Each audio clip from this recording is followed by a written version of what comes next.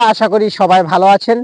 তো আজকে আমি একটা গুরুত্বপূর্ণ বিষয় নিয়ে আলোচনা করব যে এই যে বোরো ধান যে আমরা চাষ করব বা শীতকালীন যেটা ধান বা ইরি ধান অনেকে বলে থাকেন যে এই যে বোরো ধানটা আমরা চাষ করব এই সময় আপনারা কি সার দিয়ে চাষ করলে ধানটা সব থেকে ফলনশীল ধান করতে পারবেন। কারণ ধান তো অনেক কৃষকেরাই চাষ করে থাকে, কিন্তু ধানের সঠিক পরিচর্যা কি সার দিলে সব থেকে ভালো হয় এবং ধানের যে ধানটা লাগানোর পর কি কি ধরনের যাতে শীষটা ভালো হয় সেই জন্য সারটা কিন্তু ম্যান ভূমিকা পালন করবে। কারণ আপনারা যদি জমিতে মূল সারটা সঠিকভাবে দিতে না পারেন তাহলে কিন্তু ধানটা সঠিক করতে পারবেন না। তো বন্ধুরা, আমি আজকে কথা বলবো যে এই যে মূল সারটা আপনারা জমিতে ধান চাষ করার আগে যে মূল সারটা আমরা দেই সেই সারটা আপনারা কি প্রসেসে প্রয়োগ করবেন। তো চলুন এবার ভিডিওটি শুরু করি।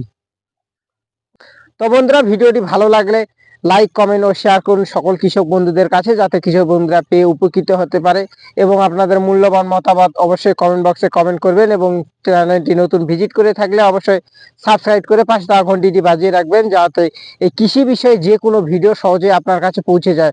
ধান চাষ থেকে আলু চাষ, লঙ্কা চাষ, এভরিথিং যে কোনো চাষবাস সম্পর্কে আপনাকে সঠিক পথটাই কৃষকদের আপনাকে দেখাবো যে কৃষি থেকে যদি উন্নতি আমরা না করতে পারি তাহলে কিন্তু কৃষি করে লাভ নাই। তো চলুন এবার মূল বিষয়ে আসা যাক। তো বন্ধুরা, এই যে শীতকালীন ধান বা বোরো ধানটা এই যে দেখুন আমাদের আজ থেকে ধান লাগানো শুরু হয়ে গিয়েছে অলরেডি। তো এই যে দেখুন আমাদের ধানের জমিটা সবে শুরু, আজকে প্রথমে স্টার্ট করেছি ধান লাগা। এখন তো ধান লাগা এদিকে এসেছে, বিঘা চুক্তি বিচন তুলে আজকে অতটা গাড়তে পারিনি, সামান্যটুকু গাড়লো, বিচন তুলে রেডি করছে, কাল থেকে রোপণ শুরু হয়ে যাবে। তো এখন কথাটা হচ্ছে সারটা আপনারা কি কি সার প্রয়োগ করলে সব থেকে ভালো হয়। তো প্রথমে আপনাদেরকে একটা কথা বলে দিই যে এই যে বোরো ধানটা, এই ধানটা কিন্তু আমরা যে চাষ করে থাকি এটা কিন্তু আমাদের আকাশের জলের উপর কোনো নির্ভর করে না, এটা কিন্তু আমাদের সম্পূর্ণ মার্শালের জলের উপর নির্ভর করে।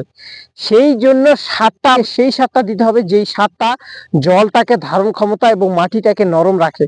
কারণ এই যে জলটা যে আমরা জমিতে দিব, জমিতে এই জলটা তো আমরা ঠিক মতো দিতে পারবো না। যতই হোক বিঘাকে বিঘা জমি, একটা মার্শাল আমাদের কত হাইস্ট 30 বিঘা না হলে 35 বিঘা জল শেষ করি, কিন্তু আমাদের মোটামুটি ধরে নেন 35-40 বিঘা জমি আছে। তো সেই জমিটা যদি আমরা সব জমিতে যখন জলটা ইউজ করবো, কিছু কিছু জমি কিন্তু অলরেডি শুকন পড়ে যাবে, কারণ সব জমি কিন্তু যখন আমাদের চৈত্র মাস আসবে সেই সময় কিন্তু খরার সময় মাটিটা অনেকটা শক্ত হয়ে যায়।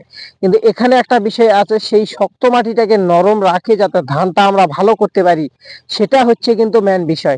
সারটা আপনারা কি কি দিলে, কোন সারটা দিলে সব থেকে ভালো হয়, সুফলা দিবেন না ফসফেট দিবেন, সেটারও একটা বিষয় আছে।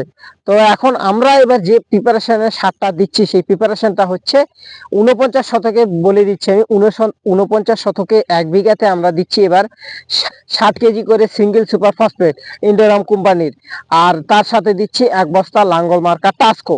আপনারা জৈবটা আপনাদের এরিয়াতে যেটা পেয়ে যাবেন সেটা আপনারা ইউজ করতে পারবেন, এবং সিঙ্গেল সুপার ফসফেটটা যেটা আপনাদের কাছে অ্যাভেলেবেল সেটা আপনারা ইউজ করতে পারেন। সিঙ্গেল সুপার ফসফেটের তেমন কোনো নাই, আপনারা লক্ষ্মী, ছোট লক্ষ্মী হোক, বড় লক্ষ্মী হোক, ইন্ডোরাম কোম্পানির হোক, সেটা আপনারা যে কোনো ইউজ করতে পারেন, সেটার বিষয় নয়। 1 বস্তা লাঙ্গল মার্কা আমরা এবার টাস্কো দিচ্ছি।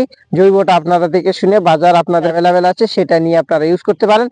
এছাড়া আপনারা এর সাথে যেটা মিশ্রণটা দিবেন সেটা দিবেন হচ্ছে 15 কেজি ইউরিয়া এবং 15 কেজি পটাশ 1 বিঘাতে। আর আপনারা খাতায় নোট করে নিতে পারেন, 49 শতকে বিঘাতে বলছি কিন্তু 60 কেজি সিঙ্গেল সুপার ফসফেট, তার সাথে 1 বস্তা জৈব টাস্কো বা আপনারা যেগুলো পেয়ে যাবেন, টাস্কো জৈবটার কথা বলছি, আর তার সাথে 15 কিলো ইউরিয়া এবং 15 কেজি পটাশ, সেটা ভালোভাবে মিশিয়ে নিয়ে কিন্তু আপনাদেরকে জমিতে ছড়িয়ে দিতে হবে।